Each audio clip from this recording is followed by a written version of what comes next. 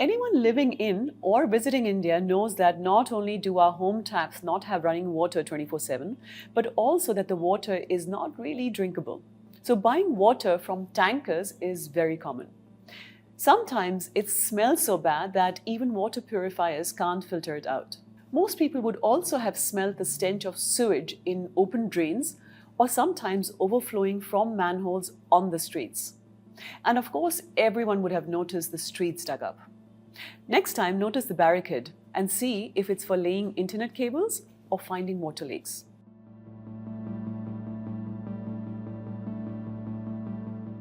People think that India has a supply problem, but it doesn't. It has a water management problem. We at Rain Matter are learning about how climate change is affecting you and me. More importantly, what we can do about it. Join us as we speak with people who are working on solutions for India. Welcome to the Climate Conversations.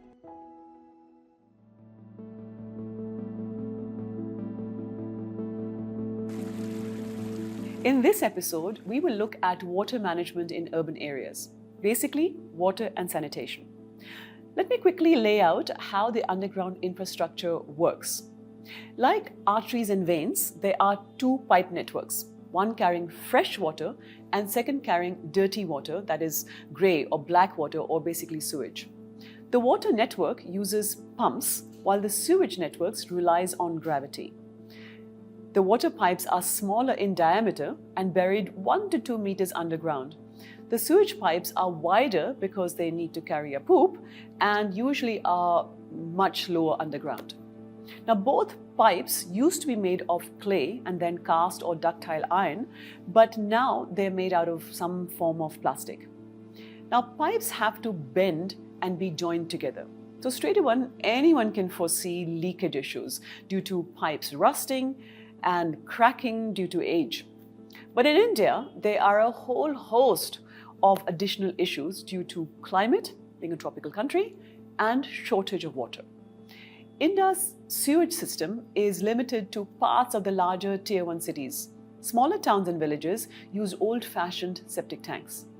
Now, both these systems need regular cleaning out, which is still done by manual scavengers. And then there are issues because of mismanagement. Basically, substandard water and sewage pipes getting laid close to each other. Let's hear from today's guest to understand the issues a bit better.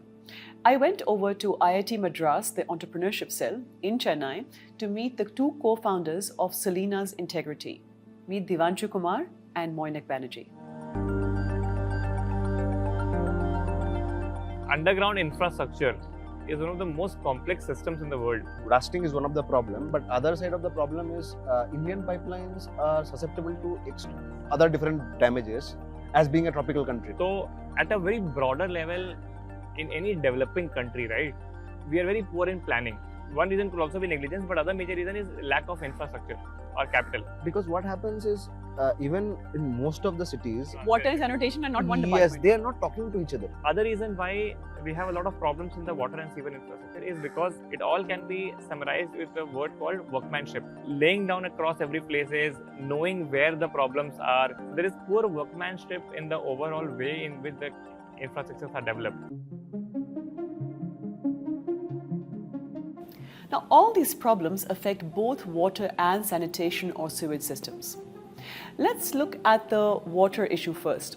Now, as a layperson, I see the problems as, one, many people are not getting water, so quantity issues. Two, water is being contaminated, so a quality issue. And three, the roads are constantly being dug up, so convenience issue. Governments, on the other hand, around the world, capture the effect of all these problems in one term called non-revenue water or unaccounted for water.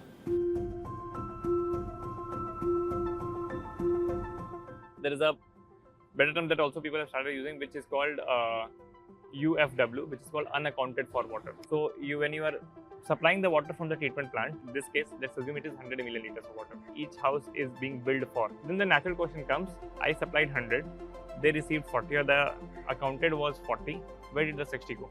One is what is called a commercial loss. it actually means that the meter did not read well. The second is what is called physical loss. Physical loss is what happens in the system from the supply treatment to actually getting to the household. Where did the water get lost? In leakages. Second could be the contamination. The water is unfit for drinking. So cross contamination has happened. Third is water theft. What I will do is I will talk to somebody and insert a small pipe into the actual pipeline of distribution that is there and try to steal water from there.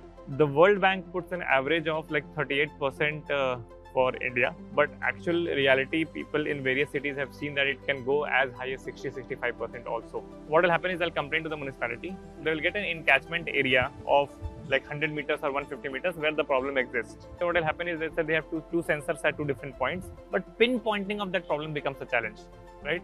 For that way, what is currently happening is they will dig at multiple places. In India, we don't have as many bursts because the pressure is low, it's intermittent. Therefore, it's more likely to be a leak. Yes, seepage. Yeah, seepage, yeah. Most of the 80% of the problems of NRW happens is in this Distribution network. in the distribution network. Means in The last mile. So, in developed markets, water is constant 24/7. 24/7. Yes, right? yes, and Most- you can drink from tap also. Yes. So you don't need And here it is intermittent. How does the intermittent supply of water cause issues? When there is 24/7 supply, the pressure inside the pipeline is higher than the pressure outside, right? And hence, even if there is leakages, things will go out of the pipeline and not come in. That is one. Two, when the water is being supplied 24/7 and it is flowing, then water is not stagnating. And we know that stagnant water creates issues because then it's a breeding ground for bacteria, contamination, other things. So, in summary, we have problems with the water system because of rusting over time, poor quality material and workmanship, damage during theft, and intermittent supply. Let's now turn to the sewage or sanitation system issues. The big issue is that untreated sewage is being dumped into our waterways, which is leading to all kinds of health and pollution issues. Most of India doesn't have sewage, which the audience watching this might take for granted. Independent houses use septic tanks. Septic tanks are basically two-chamber sealed units which allow the solids to settle at the bottom organically. But they do need cleaning out every few years. The Swachh Bharat mission aimed at providing toilets to the rural areas, but didn't provide for water being available for the toilets or for the septic tanks being cleaned out. So both sewage and septic tanks need cleaning out, and this is being done through manual scavenging. This practice is banned, but like many other things, no alternative is provided.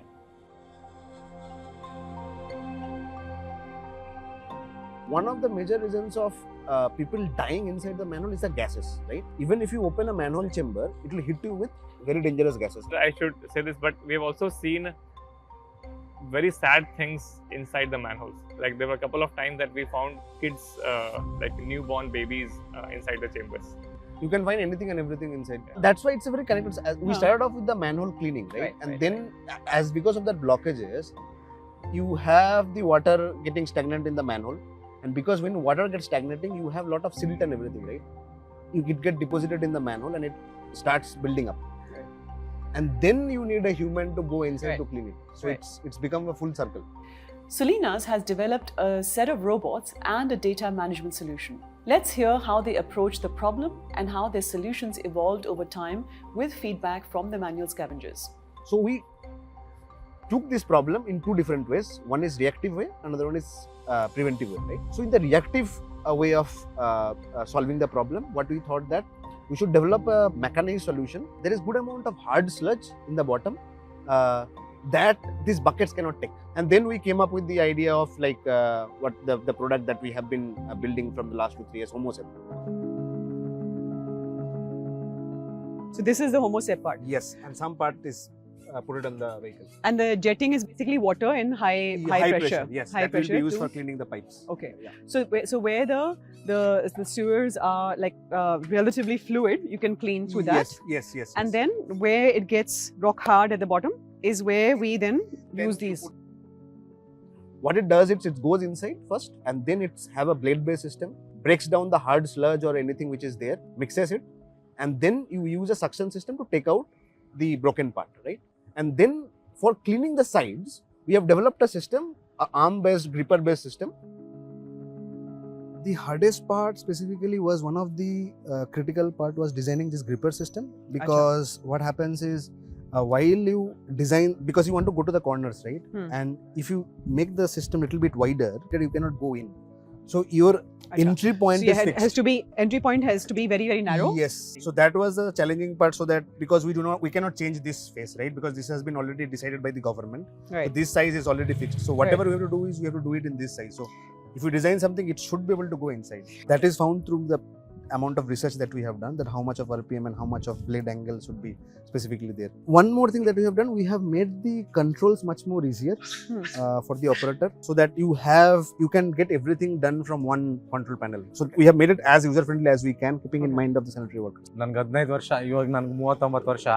ನಾನು 15 ವರ್ಷದ ಹುಡುಗನಿಂದ ಈ ಕೆಲಸ ಮಾಡ್ತಾ ಇದ್ವಿ. ನಾವು ನಮ್ಮ ತಂದೆ ನಾವು ಎಲ್ಲ ಇದೇ ಕೆಲಸ ಮಾಡ್ತಾ ಇದ್ವಿ. ಸಫಾಯಿ ಕರ್ಮಚಾರಿ ಇದರಲ್ಲಿ ನಾವು ಕೆಲಸ ಮಾಡ್ತಾ ಇದ್ವಿ. ಈ ಮಿಷಿನಲ್ಲಿ ನಾವು ಇನ್ನೂ ಈಗ ಜನನೂ ನಮ್ಮನ್ನು ಗೌರವಿಸ್ತಾರೆ ಸರ್. ಇದರಿಂದ ಜನನೂ ಗೌರವ ಕೊಡ್ತಾರೆ. ಅಲ್ಲಿಂದ ಜನ ನಮ್ಮನ್ನು ನೋಡೋ ರೀತಿನೂ ಬದಲಾಗಿದೆ. ಹಾಗಂದರೆ ನಮ್ಮ ಬಟ್ಟೆ ಇದು ಎಲ್ಲ ಜಾಸ್ತಿ ಇದಾಗ್ಬಿಡ್ತಿತ್ತು. ಈಗ ಏನು ಕೈ ಸಹ ಇದಾಗಲ್ಲ. ಸೇಫ್ಟಿ ಇದೆಲ್ಲ ಕೊಟ್ಟಿದ್ದಾರೆ. ಗಾಡಿಯಲ್ಲಿ ಬರ್ಬೇಕಾದ್ರೆ ಸೇಫ್ಟಿ ಇದೆಲ್ಲ ಕೊಟ್ಟಿದ್ದಾರೆ. ಹಾಂ ಸರ್. ಹಾಂ ಸರ್. ಹಾಂ ಸರ್. ಈಸಿ ಆಗುತ್ತೆ ಸರ್. ಜಾಸ್ತಿ ಸುಲಭ ಆಗುತ್ತೆ ಸರ್. ಯಾಕಂದರೆ ಅದರಲ್ಲಿ ಇಳಿದು ಮಾಡೋದು ತುಂಬ ಕಷ್ಟ ಸರ್ ಈಗ.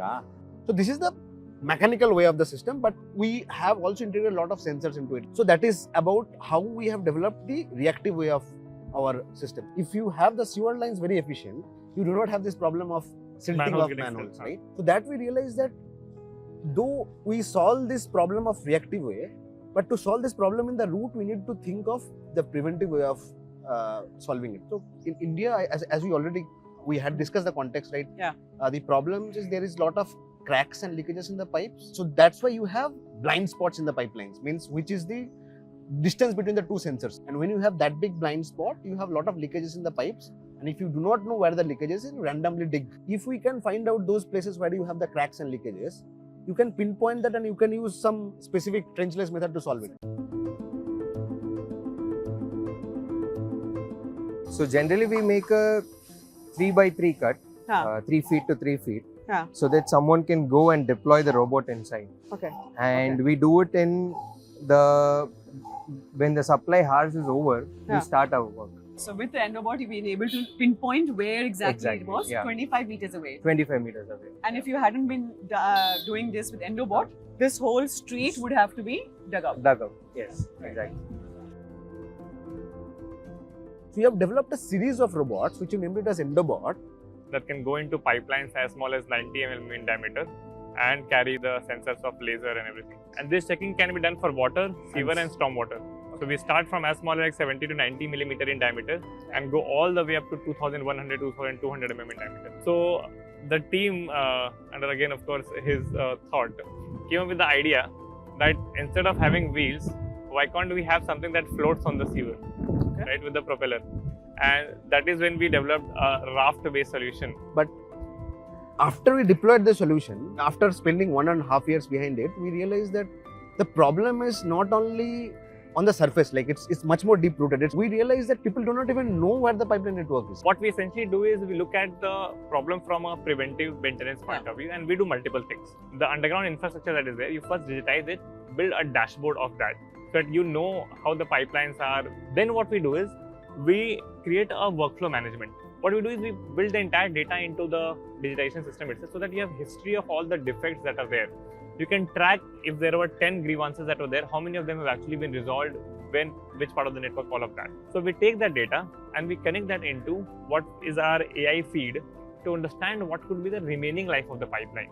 Like it may not be damaged today, but will it get damaged 2 years down the line, 5 years down the line, 7 years down the line? So we have digitization, workflow management, condition assessment and prediction, and then the analytics and reporting. Our AI and digitization is on the how the pipeline is performing over a period of time.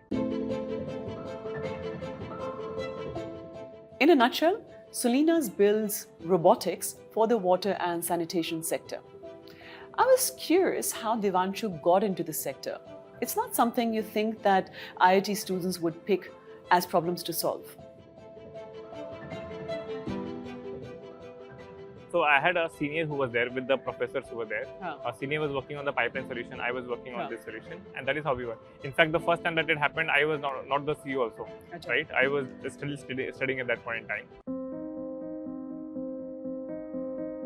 So an NGO called Safai Karamchari Andolan reached out to me and expressed their problem, which is manual scavengers are dying in septic tanks. Can there be a solution for this? And we met some of the manual scavengers themselves and widows of people who had died in this work. So that's how this whole thing started. But speaking to them made me realize a couple of things. One is that this is a far more hazardous and dangerous environment than the neat water pipelines that we work in the lab. I'm a firm believer that we can use technology to solve challenges that have been left for centuries. Manual scavenging is one example. So when the COVID hit, we almost sort of got lost because at an R&D stage there was not like proper co-founding team in place to sort of take things up. And these are things that are very critical to any organization that is built, because organizations are built to last. So we said that okay, let's start from there. Right. So we said that okay, as a unified vision, we will focus instead of doing multiple other segments that are there, we'll focus on water and sanitation. That's the problem that we want to solve for. The main customer segment for Solinas is municipal corporations. I can't imagine that being a quick and easy sale. So I'm not surprised that Solinas is also working with contractors and real estate companies building townships. Our customer segments are across three segments. One is the municipal corporations directly, which is like primary segment, like 40 to 50% of business comes from there. But how many municipal corporations do you serve today? Live, we are serving about 8 to 10. But overall, we have catered into an on and off, we cater to about like 20-25. Second segment is the private contractors. So a lot of big companies. One good thing that is happening in India is that water and sewerage systems are getting privatized with performance contracting. And third is industries. So any commercial real estate essentially becomes a playing ground for us. It could be a township, it could be a tech park like IIT Madras Research Park. It could be industries, manufacturing plants. These are the three customer segments that we serve to. Okay. Solinas and its investors are bullish about the water sector. So first seed round funding that we raised was in 2022, and then we just last year we did a Series A funding. This year we will be doing about 12 to 13 crores of revenue, and about half of that would be municipal. Right. We are in an industrial space where the sort of demand will be based on the requirement and the funds of the municipality, industries and so on. Right. So based on that, we will be able to see how that goes. As of today, we have the manufacturing capacity of about 5 robots a month for both Homo sap and robot. For the overall ecosystem that we're building, we are the only ones who are looking at it holistically.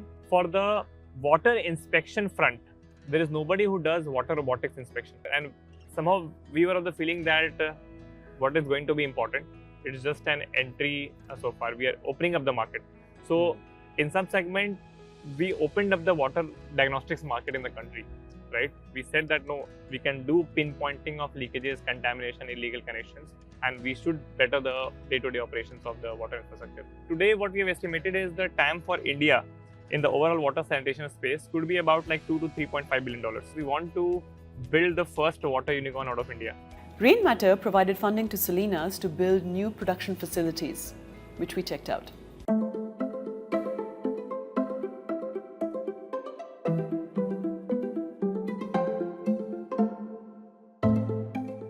Today, only recently when the climate conversations have become very sort of heavy, people have started investing into water. When I was raising my first round, and we did not connect it with the climate, we just deep tech company into water. People were not touching us. We became a climate tech company and suddenly we are like a good company to invest in. Whatever happened in electricity is going to happen in water. Water is going to be the next big market. That's why people are betting on it, because water is scarce. We're not building a business for the next decade. We're building a business for the century.